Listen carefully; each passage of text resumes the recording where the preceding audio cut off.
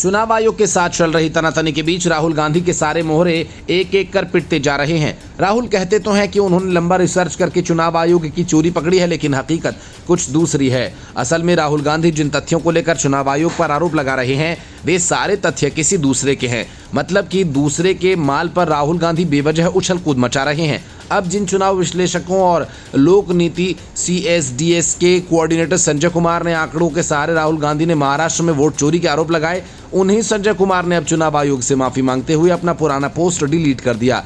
मतलब कि उन्होंने मान लिया कि उनके आंकड़े गलत थे, लेकिन राहुल गांधी संजय कुमार के इन आंकड़ों का सहारा लेते हुए चुनाव आयोग पर आक्रामक हैं। राहुल गांधी ने कई बार संजय कुमार के इस पोस्ट का जिक्र कर चुनाव आयोग पर निशाना साधा है। अब संजय कुमार ने माफी मांगते हुए कहा कि 2024 के लोकसभा और विधानसभा चुनाव के आंकड़ों की तुलना करने में गलती हो गई थी। संबंधित ट्वीट डिलीट कर दिया गया। संजय कुमार ने कहा कि डेटा टीम से आंकड़ों का अध्ययन करने में गलती हो गई थी। हमारा उद्देश्य किसी तरह की गलत जानकारी नहीं देना था। संजय कुमार के माफी मांगने के बाद बीजेपी को कांग्रेस पर निशाना साधने का मौका मिल गया।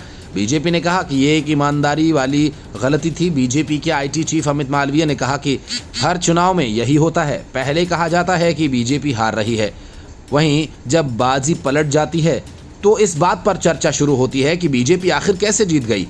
यही लोग किसी तरह समझते हैं कि बीजेपी कैसे जीती। उन्हें लगता है कि टीवी देखने वाली जनता मूर्ख है। उन्होंने कहा कि CSDS ने बिना जांचे परखे ही आंकड़े पोस्ट कर दिए। इससे कांग्रेस को महाराष्ट्र में प्रपंच गढ़ने का मौका मिल गया।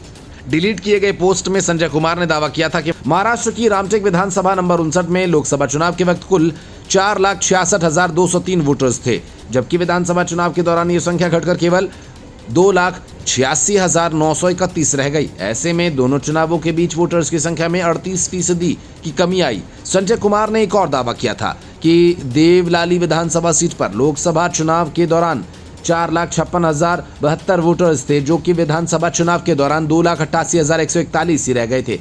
ऐसे में 36% वोटर कम हो गए। बीजेपी ने कहा कि जिन संस्थानों के आंकड़ों पर राहुल गांधी को भरोसा है, वे स्वीकार कर रहे हैं कि उनके आंकड़े ही गलत थे। ये केवल महाराष्ट्र के वोटर को बदनाम करने की कोशिश है। राहुल गांधी इन दिनों बिहार में वोटर अधिकार यात्रा कर रहे हैं। 7 अगस्त को राहुल गांधी ने चुनाव आयोग पर वोट चोरी के आरोप लगाते हुए प्रेजेंटेशन दिया था। उन्होंने कहा था कि कर्नाटक के महादेवपुरा विधानसभा सीट में वोटर लिस्ट में धांधली की गई। वहीं संजय कुमार के डेटा का उदाहरण देते हुए उन्होंने महाराष्ट्र में वोट चोरी का आरोप लगाया था। राहुल गांधी ने कहा कि बिहार में भी SIR करवाकर केवल सरकार वोटों की चोरी करवाना चाहती है। उन्होंने चुनाव आयोग और बीजेपी की साठगांठ के भी आरोप लगाए। इसके बाद चुनाव आयोग ने भी राहुल गांधी पर पलटवार किया और उनके दावों को खारिज कर दिया। मुख्य चुनाव आयुक्त ने कहा कि राहुल गांधी निराधार दावे कर रहे हैं और इसके लिए उन्हें शपथ पत्र देकर देश की जनता से माफी मांगनी चाहिए।